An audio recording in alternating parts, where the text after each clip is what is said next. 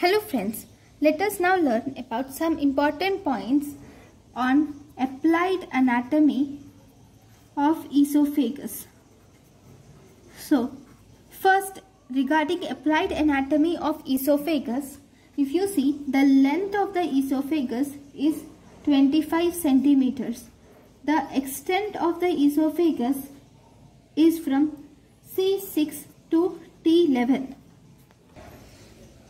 And if you see, there are on endoscopy, if you do an endoscopy, then you see 4 narrowings. Actually 3 narrowings are seen from upper incisors.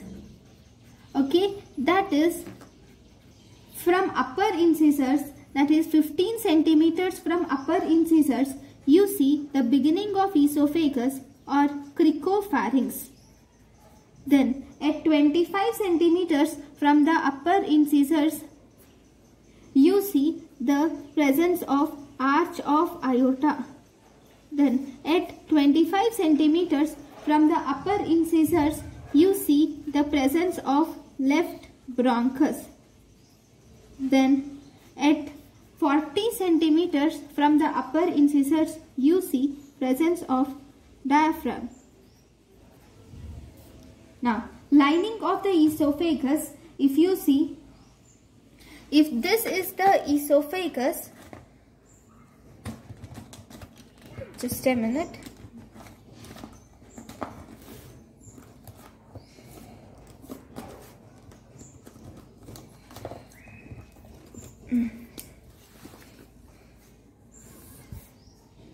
If this is the esophagus, upper 1/3 of the esophagus is made up of striated muscle fibers.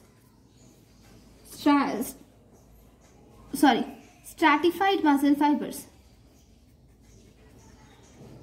Stratified muscle fibers.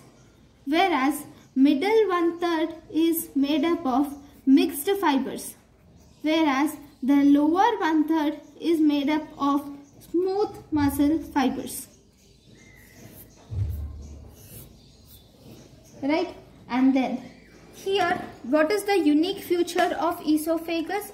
If you see, the unique feature of esophagus is presence of lymphatics. Presence of lymphatics in lamina propria is the unique feature of esophagus. Then, if you were asked what is the narrowest region of esophagus, the narrowest region of esophagus is cricopharynx with a diameter of 1.5 centimeters. So, any objects which can cross the cricopharynx can cross other parts of GIT and can be excreted in the stools. Okay, so this is about the applied anatomy of esophagus. Thank you guys for watching my lecture. Thank you.